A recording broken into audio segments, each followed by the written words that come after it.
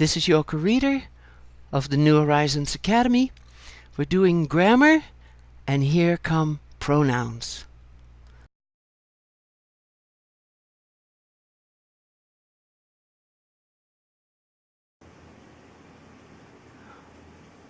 Pronouns.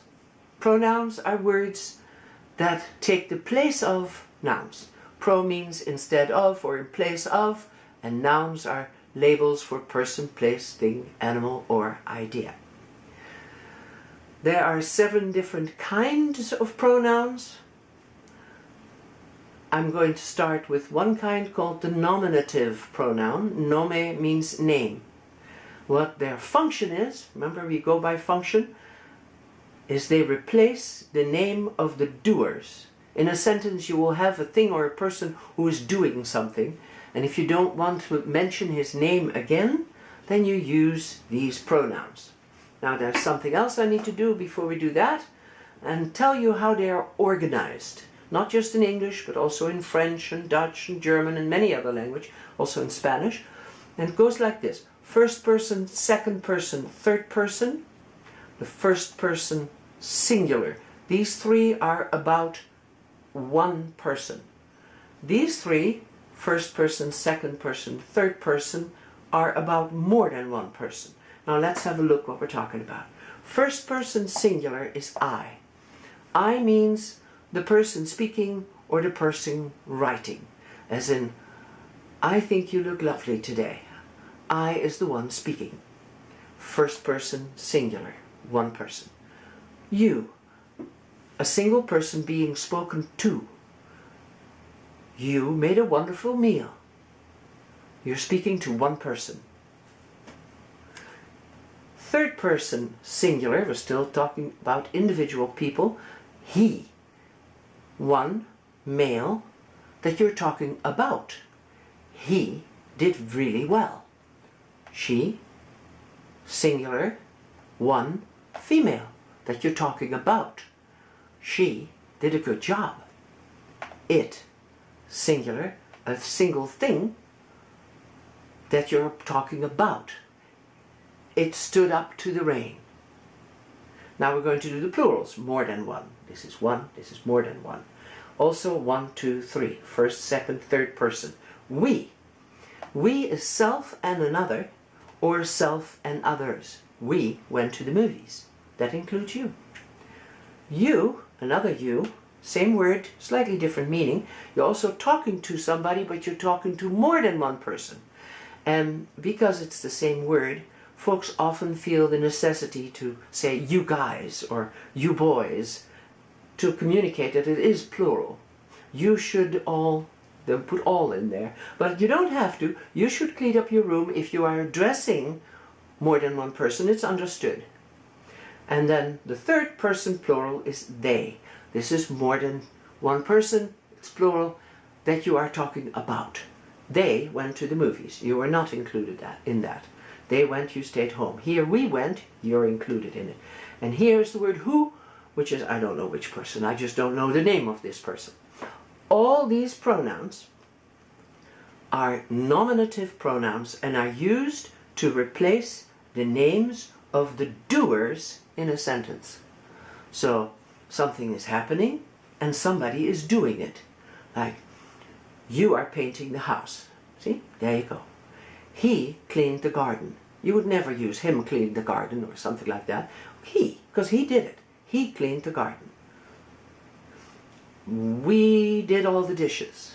But see, it's followed by a word that tells you what they were doing. They replaced the names of doers. So, Sarah and Yoke did the dishes. I can say, we did the dishes. We did it. Yeah?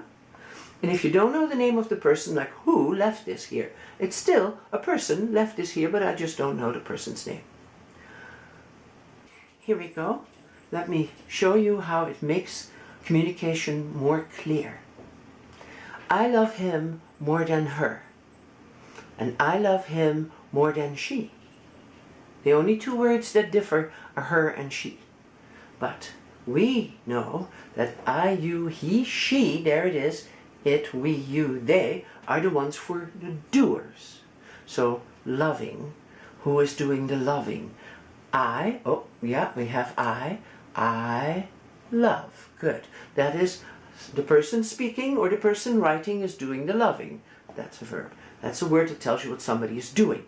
Is there any other word here that is in the I, you, he, she, it, we, you, they?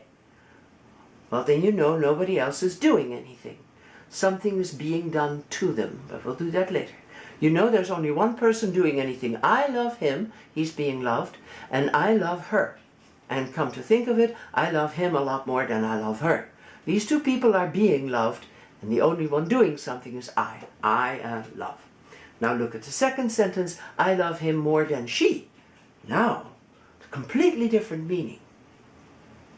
I, again, is doing the loving, but we also have she. She is in the nominative, the people who do things. There is a person here with a name like Alice. She's replaced with she, and she's doing something. What is she doing? She is also loving. See that? I love him more than she, and what's left out is loves him. That's what we're comparing. Two people are loving him. He is not in this list. He's not doing anything. He's being loved. I love him, and she loves him, and come to think of it, I love him more than she does. So, the way to handle that is to put the working word, the word that tells you what he's doing, right behind she, right? I love him more than she loves him, but that's a bit too much. So we say, I love him more than she does, and you're fine. But if you put nothing behind it, you get, I love him more than her, and now you have completely different meaning. Because her is never doing anything. Only she is doing something. And the other thing that will make your communication much more clear is to have the nominative, I, you, he, she, it, we, you, they, connected to the verb, the word that tells you what somebody's doing, right? Even when it's together with somebody else. Martha and she made the food. You don't say Martha and her. Her doesn't do anything. Only she does something. Dad and I fixed the truck. See, there's I. I do things. Dad also, but that doesn't change anything. It doesn't suddenly become Dad and me fixed it. Because me never fixes anything. Right? The fixing is being done by Dad and I. Jack and he left early. Yeah? He left early and Jack left early. There he is. There. So, if you start replacing nouns with pronouns, you need to know whether they are the ones doing things. And then only use these, I, you, he, she, it, we, you, they, and who, if you replace the nouns of the people that are doing something. I tell my student there is a Japanese lady, her first name is Ayuhishi, her middle name is Wiyude, and her last name is Wu. I hope this helps. Drill it a lot. If there are habits of having other pronouns like me do things, kill it by just repetition. I went to the baker's, I cleaned the truck, Jack and I cleaned the truck. Martha and I did the dishes. Just until it becomes familiar to you. Say it and say it and say it. Make little songs. Make a funny little habits. Do it while driving. But if it is a habit of using me for actions, when it should be I, it's sometimes hard to get rid of that habit. And it takes a lot of saying it and hearing it to be familiar with it. And when you're familiar with it, once the old way of doing it sounds strange. Very good. We did one step, the nominative pronoun. Very good. Here you have a pronoun, we. Here you would find in the dictionary how you pronounce it, which we do later. And here is the abbreviation of pronoun, P-R-O-N dot, pronoun.